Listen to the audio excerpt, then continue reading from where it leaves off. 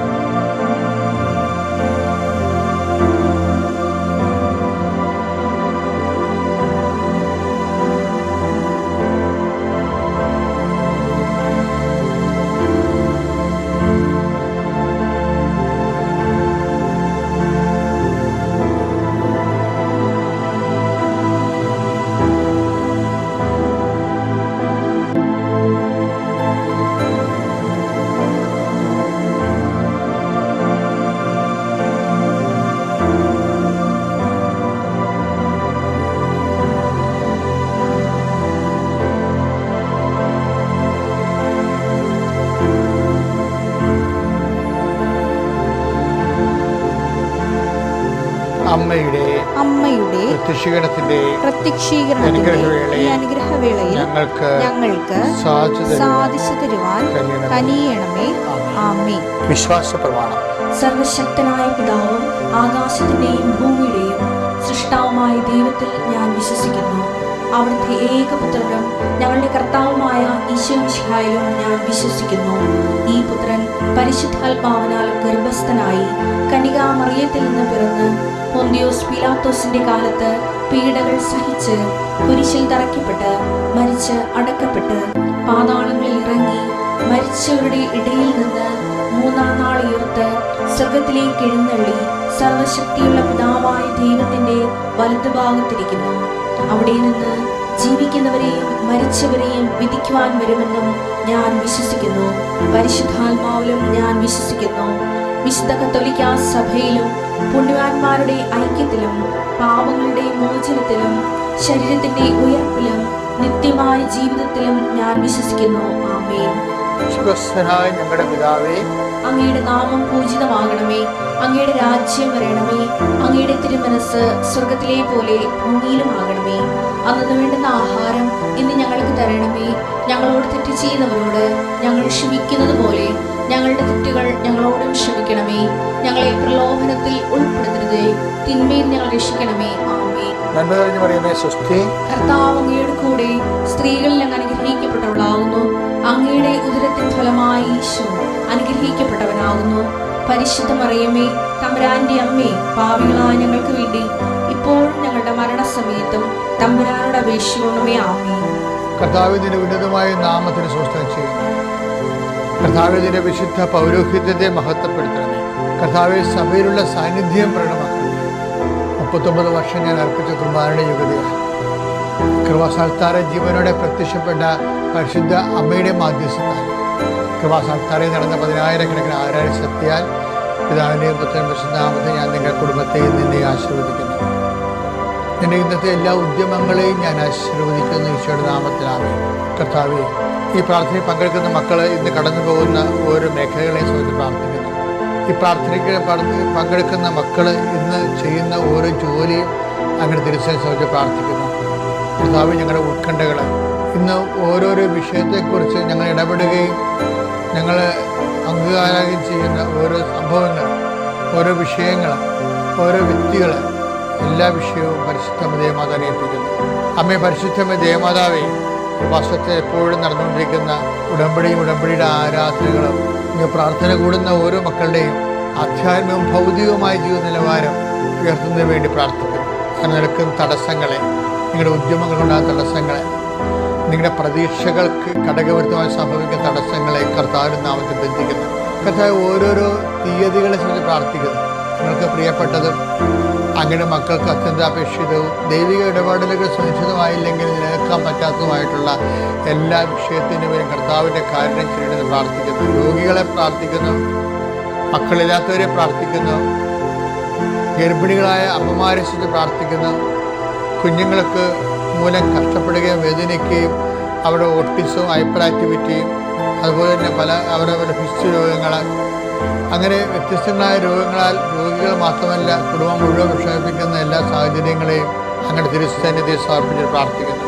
കർത്താവെ, ഇന്ന് യാത്ര ചെയ്യുന്നവരെ, യാത്രയുടെ ലക്ഷ്യങ്ങൾ, യാത്രയുടെ മാർഗങ്ങൾ, കടന്നു പോകുന്ന വഴികൾ, ഉപയോഗിക്കുന്ന വാഹനങ്ങൾ, വായിക്കുന്ന രേഖകൾ, ഒപ്പിടുന്ന പ്രമാണങ്ങൾ എല്ലാം കർത്താവിന്റെ നാമത്തെ അനുഗ്രഹിക്കപ്പെടട്ടെ.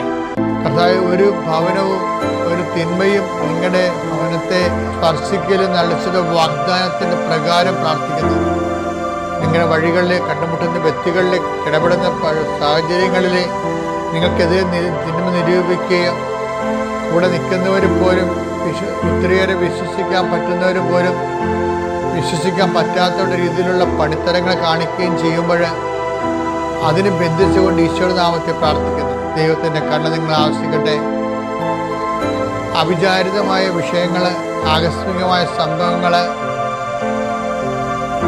അശ്രദ്ധ മൂലം ഉണ്ടാകുന്ന പിഴവുകൾ കർത്താവിൻ്റെ നാമത്തെ ബന്ധിച്ചുകൊണ്ട് പ്രാർത്ഥിക്കുന്നു. കർത്താവ്, പഠനവും പരീക്ഷയുടെ റിസൾട്ടും സമർപ്പിച്ച് പ്രാർത്ഥിക്കുന്നു. സാമ്പത്തിക കടങ്ങൾ പരിഹരിക്കാനുള്ള വഴികളും ജീവിത മാർഗങ്ങളും ജീവന ഉപായങ്ങളും സമർപ്പിച്ചുകൊണ്ട് പ്രാർത്ഥിക്കുന്നു. ആരോഗ്യം എല്ലാം സമയത്ത് പ്രാർത്ഥിക്കുന്നു. എൻ്റെ കർത്താവിനുമായ നാമത്തിൽ നീ ആഗ്രഹിക്കുന്ന വിഷയങ്ങളെ, എൻ്റെ കർത്താവിനുമായ നാമത്തിൽ നിൻ്റെ ജീവിത പദ്ധതികളെ, അത് നടപ്പിൽ വരുത്തുന്ന നേരിടേണ്ട എല്ലാ സാഹചര്യങ്ങളെയും കർത്താവിൻ്റെ നാമത്തിൽ ആശീർവദിച്ച് പ്രാർത്ഥിക്കുന്നു. നിത്യപിതാപുത്രൻ ആമേൻ. എൻ്റെ പ്രിയപ്പെട്ടവരെ, നമ്മളിൽ പകുതി മുക്കാലും ആൾക്കാർ ഉടമ്പടി എടുത്ത് ജീവിക്കുന്നവരാണ്. ഇന്ന് പ്രഭാതത്തിൽ കുർബാന കർത്താവ് പറഞ്ഞത്, എന്തിനാണ് ഉടമ്പടി എടുക്കുന്നത് എന്ന് എടുത്ത് പ്രാർത്ഥിക്കണമെന്ന് ആരെങ്കിലും നിങ്ങളോട് ചോദിച്ചാൽ, അല്ലെങ്കിൽ നീ തന്നെ നിൻ്റെ അന്തരംഗത്തോട് ചോദിക്കുകയാണ്, for what I should take a covenant, ഇതിനു വേണ്ടി ഉടമ്പടി എടുക്കണം, എന്തിനാണ് ഞാൻ ഉടമ്പടി എടുത്തിരിക്കുന്നത് ചോദിച്ചാൽ ഫണ്ടമെൻ്റലായിട്ടാണ് ഒറ്റ ആൻസറേ ഉള്ളൂ. എന്താണ്? ഇവരെക്കാൾ അധികമായി ദൈവത്തെ സ്നേഹിക്കുക.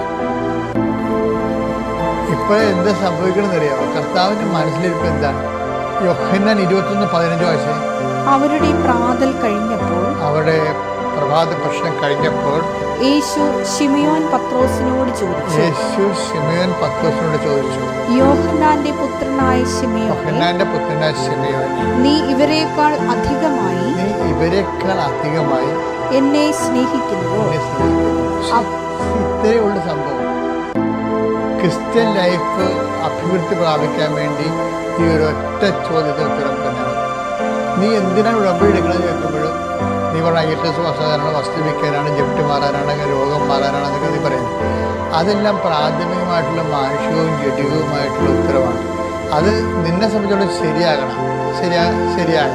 പക്ഷെ ദൈവത്തെ സംബന്ധിച്ചിടത്തോളം ശരിയാകണമെന്നില്ല. കാര്യം എന്താണ്? അതുകൊണ്ട് ദൈവത്തിന് എന്താണ് പ്രയോജനം? അതാണ് ചോദിക്കണേ. അപ്പം അതിൻ്റെ ഒറ്റ ഉത്തരവേ ഉള്ളൂ ബൈബിൾ നൽകുന്നത്. എന്താണ് അത്? യോഹന്നാൻ 21:15. എന്താണ്? നീ ഇവരെക്കാൾ അധികമായി എന്നെ സ്നേഹിക്കുന്നു. എന്തിനാണ് ഉടമ്പടി എടുത്ത് ജീവിക്കണമെന്ന് ചോദിച്ചാൽ ഒറ്റ ഉത്തരം എന്താണ്? എല്ലാവരേക്കാൾ അധികമായി എൻ്റെ ദൈവത്തെ എനിക്ക് സ്നേഹിക്കാനാണ്. അപ്പം അങ്ങനെ ദൈവത്തിനെ തന്നെ സ്നേഹിക്കുന്നു എന്നെന്ന് തോന്നിയാൽ ദൈവത്തെ അങ്ങനെ തോന്നിയ, നീ ദൈവത്തെ സ്നേഹിക്കാൻ തോന്നിയ, എല്ലാവരെക്കാളും ഒരു ദൈവത്തെ സ്നേഹിച്ച് നിന്റെ ജീവിതം തന്നെ ദൈവസ്നേഹത്തിൻ്റെ ജീവിതമാണെന്ന് തോന്നിയ, കർത്താവിൻ്റെ വചനം അനുസരിച്ചാണ് നീ ജീവിക്കണമെന്ന് ദൈവത്തിന് തോന്നിയ, പിന്നെ നിനക്ക് ഒരിക്കലും തിരിഞ്ഞു നോക്കേണ്ടി വരത്തില്ല. എന്താ കാര്യത്തിൽ ദൈവം ഏറ്റെടുത്ത വ്യക്തികളുടെ ജീവിതത്തിൽ കസർണ കാണാം. ബൈബിൾ ഇതേ വായിക്കേണ്ടി വെച്ച് കഴിഞ്ഞാൽ ഞാൻ പറയും ഗോലിയാത്തിനെക്കൊന്ന് ദാവീദിനെ പഠിക്കാൻ പറ്റില്ല.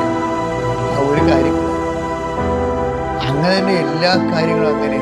നീ ഗോലിയാത്തിനോട് ദാവീദ് പറയുന്നില്ല, എന്താ പറയണത്, നീ എന്തോ വാളുമായിട്ട് എന്നെ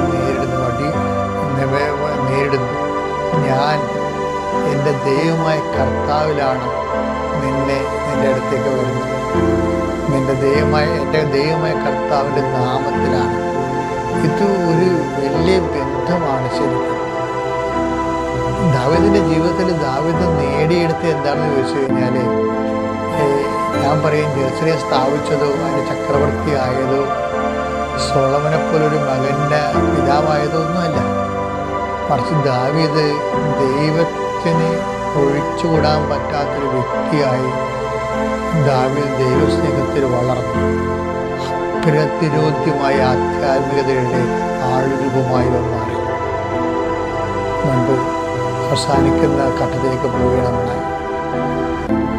ഈ നോൻപിൻ്റെ ഓരോ പ്രവർത്തനങ്ങളും ഓരോ ചിന്തകളും ധ്യാനവും നോൻപിനോട് ബന്ധപ്പെട്ട് നമ്മൾ ചെയ്യുന്ന എല്ലാ ആശയടക്കങ്ങളും എല്ലാം അപ്രതിരോധ്യമായ ആധ്യാത്മികതയുടെ ആൾരൂപങ്ങളായിട്ടും അഭിഷേക രൂപമായിട്ടും ദൈവം നമ്മളെ മാറ്റട്ടെ. പിതാവിൻ്റെയും പുത്രൻ്റെയും പരിശുദ്ധാത്മാവിൻ്റെയും